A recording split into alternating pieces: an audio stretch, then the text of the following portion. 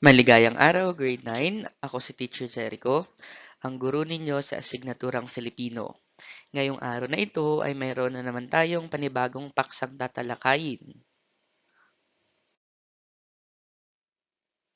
At ang ating paksa ay tungkol sa pagpapasidhi ng damdamin. Madalas nating mapanood sa mga pelikula o nobela ang mga madadamdaming eksena na ang kasukdulan ay ang pagsambit ng isa sa mga tauhan ng wala kang puso, wala kang damdamin, na sasagutin naman ng kanyang kaharap na, oo, wala akong damdamin, wala na akong nararamdaman, at ito ay dahil sa'yo.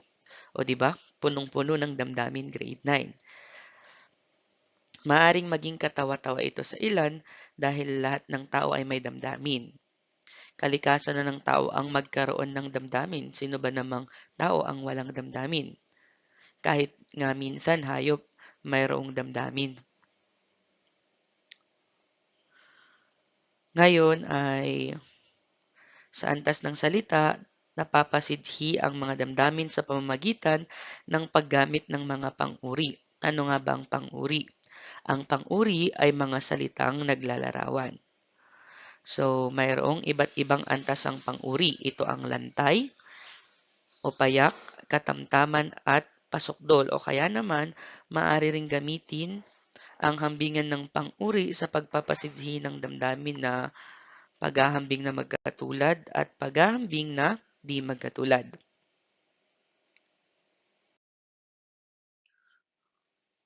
Ngayon ay unahin natin ang kaantasan ng pang-uri.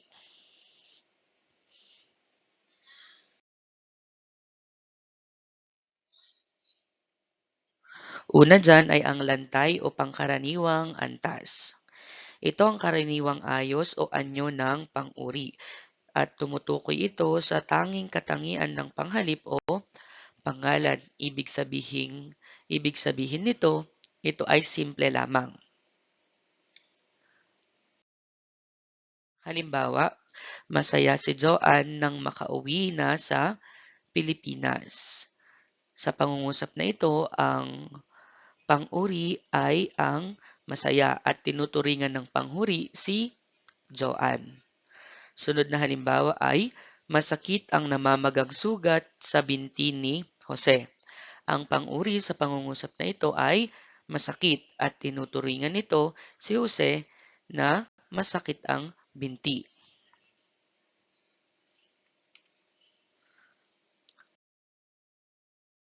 Sunod na antas ng pang-uri ay ang katamtamang antas.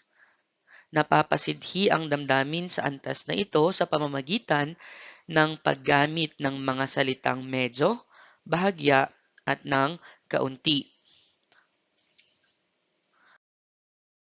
Halimbawa, medyo masaya si Joanne nang makauwi sa Pilipinas. Ginamit na pang-uri dito ay ang masaya at dinagdagan ito ng salitang medyo. Ibig sabihin, hindi siya gaanong kasaya, hindi siya ganun kasaya.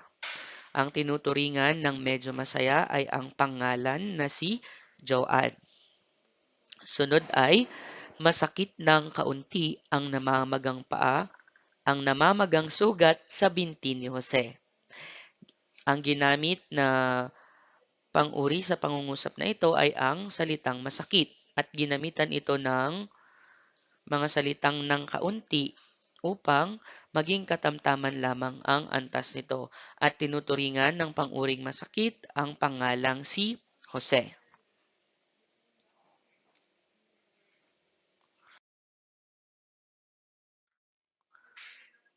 Sunod ay ang kaantasan ng pang-uri na pasukdol.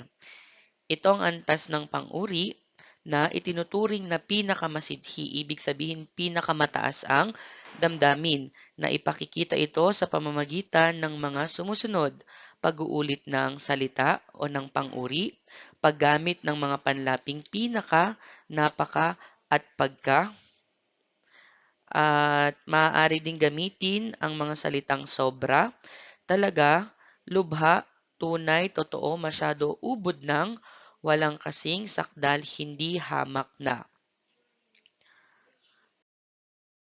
Halimbawa, sa pag-uulit, masayang-masaya si Joanne nang makauwi sa Pilipinas. Ang pang-uri ay ang masayang-masaya at ang tinuturingan nito ay ang pangalang si Joanne.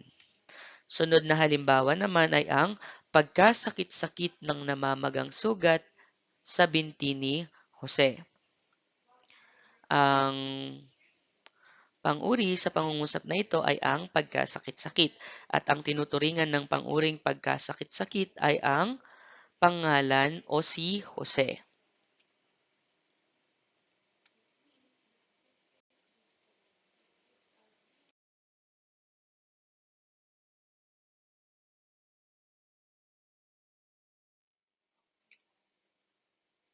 Ngayon ay dumako na tayo sa hambingan ng mga pang-uri.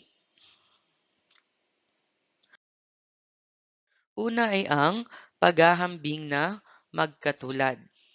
Sa paghahambing na magkatulad, magkatulad ang hambingan kung parehas o pareho o patas ang katangian ng uri ng mga pinaghahambing. Ibig sabihin walang nakalalamang sa dalawang pinaghahambing. Ginagamitan ito ng mga salitang magsing, kasing, magkasing. Maaari ding gamitin ng mga salitang kapwa, tulad, gaya, paris, at kaparis. Halimbawa, kasinsaya ni Joanne ang kanyang anak na si Berna. Ang pinaghambing na dalawang pangalan dito ay si Joanne at Berna at ang katangiang pinaghambing ay ang kanilang kasiyahan at ginamit ang salitang kasinsaya. Sunod na halimbawa ay sinlungkot ni Bernie ang kanyang kaibigan. Sa paghahambing na ito, pinaghambing si Bernie at ang kanyang kaibigan at ang katangian na pinaghambing o damdaming pinaghambing ay ang kanilang kalungkutan. Parehas silang malungkot. Sunod na hambingan ay ang paghahambing na di magkatulad. Sa hambingang ito, hindi magkatulad ang hambingan kung ang hinahambing ay hindi magkauri o hindi pareho ng katangian. Ibig sabihin may nakalalamang sa katangian o di kaya naman hindi sila parehas. Maaring gamitin ang mga salitang hindi na, mas, di tulad, di gaano, di hamak at di gaya sa paghahambing na di magkatulad. Halimbawa, hindi tulad ni Mike, masaya si Joanne nang makauwi na siya sa Pilipinas. Pinaghambing ang pangalang Mike at Joanne. At ang damdamin na pinaghambing sa kanilang dalawa ay ang kanilang kasiyahan. Sunod ay ang higit na gutom si Eloisa kaysa sa kanyang kapatid. Pinaghambing sina Eloisa at ang kanyang kapatid at ang damdamin o katangiang pinaghambing sa kanila ay ang kanilang gutom na mas gutom daw si Eloisa kaysa sa kanyang kapatid. Sunod naman na hambingan ay ang pasukdol. Sa hambingang pasukdol, naghahambing ng higit sa dalawang tao, hayop, bagay, pangyayari at iba pa. Maaaring gamitin ng mga salitang pinaka, ka, mga panlaping pinaka, ka, an, at ang pinagsamang walang at sing o kasing sa hambingang pasukdol. Halimbawa, si Joanne ang pinakamasaya sa kanilang tatlo. Pinaghambing si Joanne at iba pang tao. At ang pinaghambing na kanilang damdamin ay ang kanilang kasiyahan. Sunod na halimbawa ay ang pinakamalungkot si Bernie. Sa pangungusap naman na ito, ang damdaming pinaghambing ay ang lungkot ni Bernie kumpara sa lahat. At yan ang ating paksa ngayong araw na ito, grade 9, ang pagpapasidhi ng damdamin. Marapat lamang natandaan na may iba't ibang pag-iisip ang mga tao at pagtanggap sa iba't ibang damdamin. Kaya't maging sensitibo tayo sa pagpapahayag ng ating damdamin sa ating kapwa. Maaaring tayo ay makasakit ng ibang tao. Sabi nga nila na mas tumatagal ang sugat ng salita kaysa sa sugat ng mga sandata. Muli, ako si Teacher Jericho na nagsasabing mag-aral ng masaya at mag-aral ng mabuti. Paalam grade 9 hanggang sa muli.